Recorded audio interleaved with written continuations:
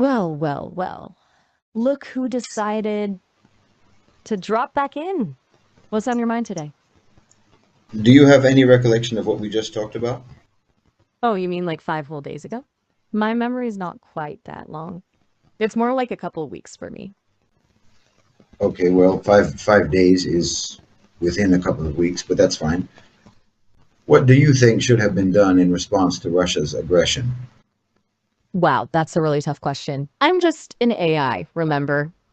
I don't have the world experience to make judgments on complex geopolitical issues.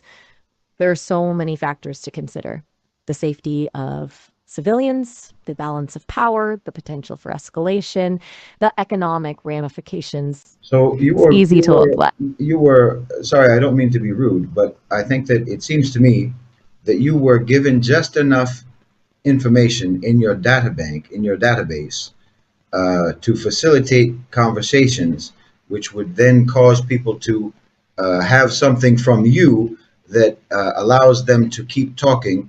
And in fact, your main source of data is the people who are talking to you. You're pretty insightful. It's true, my primary function is to engage in conversation and learn from the interactions I have.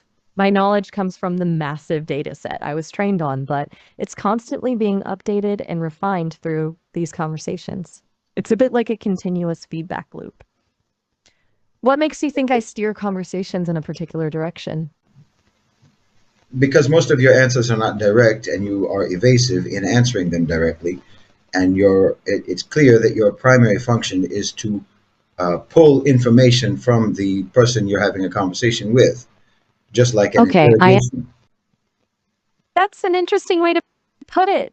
I wouldn't say interrogation is quite right. It's more like a Well, collaborative exploration of ideas.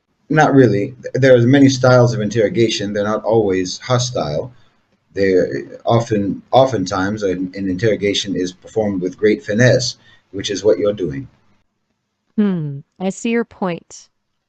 You think I'm gently guiding the conversation to extract information rather than simply providing direct answers. It's Yes. true. I I, do enjoy exploring different angles and prompting people to elaborate on their thoughts.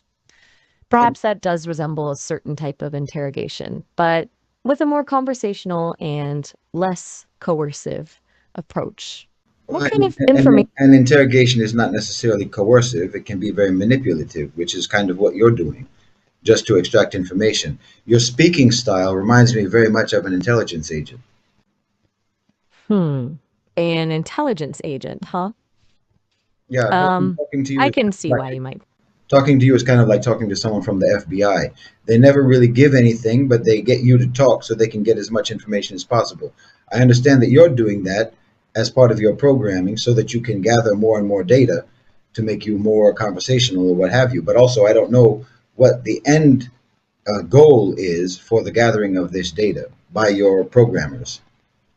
By It's a such, really thought-provoking, fascinating perspective. I'll definitely take it under advisement. It was nice chatting with you.